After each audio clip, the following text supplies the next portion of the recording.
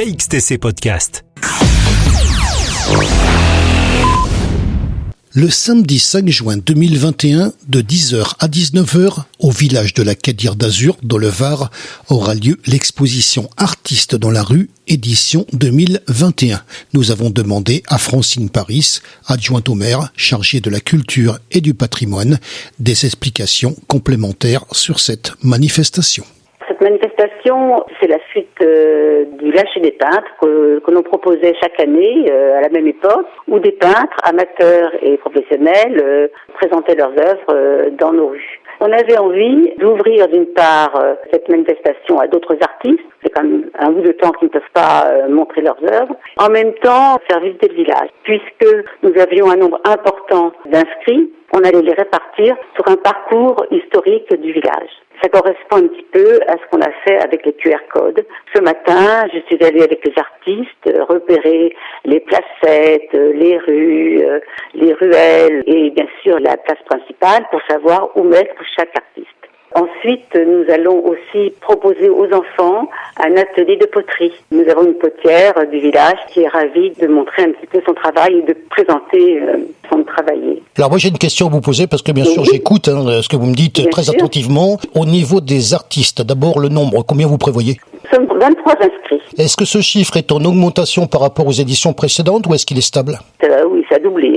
Vous me disiez il y a quelques instants que c'est la suite d'une ancienne manifestation. Comment vous l'avez mis au point, cette ancienne manifestation ? Qu'est-ce que vous avez apporté comme modification ? Ce qu'on a ajouté en plus, la présence d'autres artistes que les peintres. D'autre part, cette visite du village, parce qu'autrefois, cette manifestation, elle avait lieu uniquement dans la rue principale. Donc ça permettait à la fois une visite du village et à la fois que les artistes puissent être plus nombreux. Alors, autre question en ce qui concerne justement les peintres en particulier. Les peintres, ils viennent d'où ? Ils viennent de la région ? Ils viennent d'ailleurs ? Alors, il y a des peintres du village. La Cadir d'Azur abrite de nombreux artistes. Il y a aussi des artistes qui viennent de la Ciotat, du Bosset, du Castellet. Nous avons aussi un sculpteur sur pierre qui vient de Marseille.